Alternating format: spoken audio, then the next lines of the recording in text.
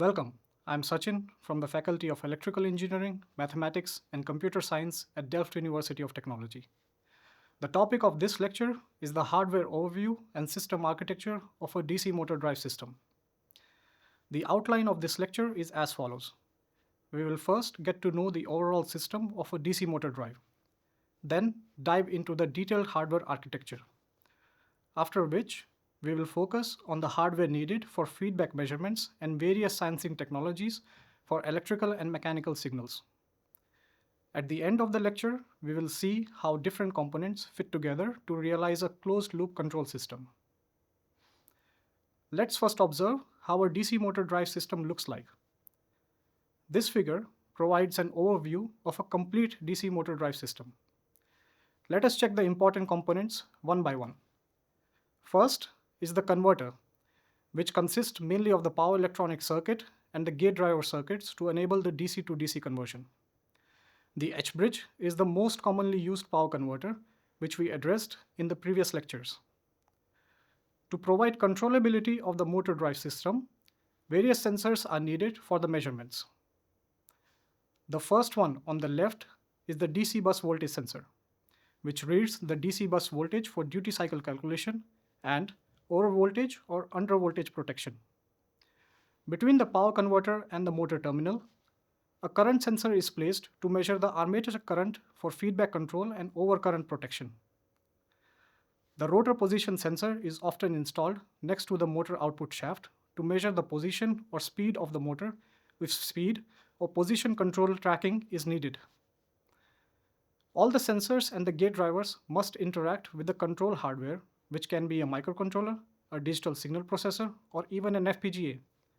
The control hardware should facilitate the interface with the sensors, for example, by using analog to digital conversion modules and controlling the power converter with PWM signals.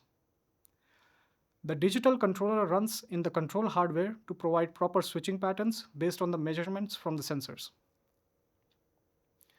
We can see how critical the sensing components are from the last slide.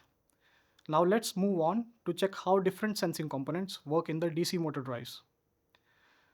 Starting from the sensing hardware for voltage, this figure shows how the DC bus voltage is measured with an isolation amplifier using Texas Instrument AMC1311 as an example. The DC bus voltage is reduced by a voltage divider formed by a series of large resistors to a small signal. Then an isolation amplifier is often placed between the output of the voltage divider and the ADC of the control hardware. The isolation amplifier is used to provide galvanic isolation between the low voltage control circuit and the high voltage power circuit for extra protection and safety. The current sensing is usually done in two ways: shunt resistor based or the Hall effect sensor based. The shunt resistor is a precision resistor with a small resistance. It turns the electrical current flowing through it into a voltage drop proportional to the current. The voltage drop is amplified through an isolation amplifier for isolation and common mode noise rejection before being sent to the ADC. This method introduces additional losses to the circuit but has the advantages of immunity to magnetic interference, high accuracy, and a small footprint. The Hall effect sensor turns the current flowing through a magnetic ring into a voltage proportional to the current. It provides intrinsic isolation between the power circuit and the control circuit because there is no physical contact and does not introduce noticeable additional loss to the power circuit. However, compared to the shunt resistor, it is vulnerable to magnetic interference and a higher cost if the demanded accuracy is high. Aside from electrical signals in motor drives, it is also necessary to measure the mechanical signals, specifically the rotor position or speed, if it is desirable to have mechanical control loops. One low-cost and most commonly used sensor for it is the quadrature encoder. The animation on the slide shows its operating principle. When the encoder disk rotates together with the rotor, the read head generates two output signals, A and B. Both signals are square waves and are offset by 90 degrees in phase, allowing detection of both movement and direction. The relative change of the rotor position can be read by counting the number of rising and falling edges, while the direction is identified by whether A or B is leading. However, it only gives the relative change in the rotor position. In order to know the absolute position of the rotor, usually a third index signal is needed to mark the zero position. The process of identifying the zero position is called homing in servo applications. There are also more advanced solutions to detect absolute rotor position directly. For example, the variable reluctance resolver and the magnetoresistive sensor. The former uses one excitation coil, two orthogonal sensing coils on the stator, and a rotor with variable reluctance. When the rotor rotates, the two orthogonal coils will be linked with variable magnetic flux, resulting in one sinusoidal wave and the other cosinusoidal wave. The absolute position can be detected from the envelope of the two waves. The later one gives similar outputs, but detection is done by magnetoresistive chips next to a permanent magnet rotor. There are many other types of position sensors as well. For example, a brushless resolver where the variable reluctance rotor is placed with a rotational transformer, inductive position sensor based on Faraday's law, and Hall effect sensors with permanent magnets on the rotor. The position sensor provides the rotor position information, but for speed control, we also need to know the speed of the rotor. How can we realize it? Let's discuss this in the coming slides. The most straightforward way is to just take the first order differential of the position to obtain the speed.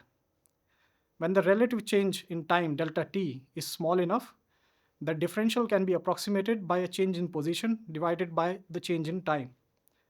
Depending upon whether we fix the time increment delta t or the position increment delta pos, we can realize the approximation by either the M method or the T method. The M method updates the position change at a fixed time interval and is more suitable for moderate to high speeds.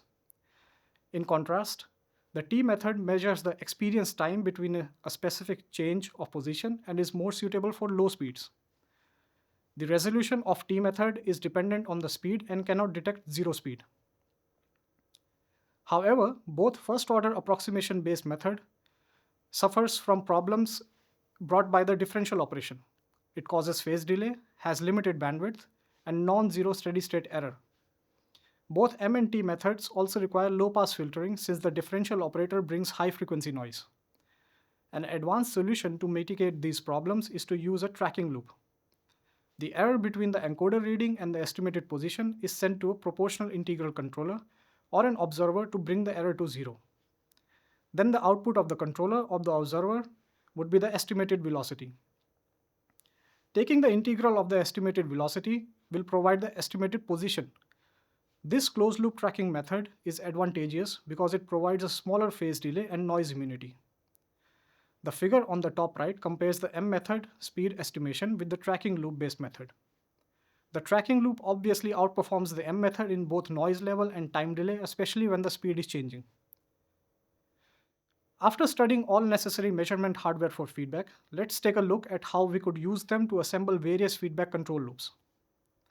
The most fundamental feedback control is the current or torque control loop, where the motor current is measured and compared with the reference.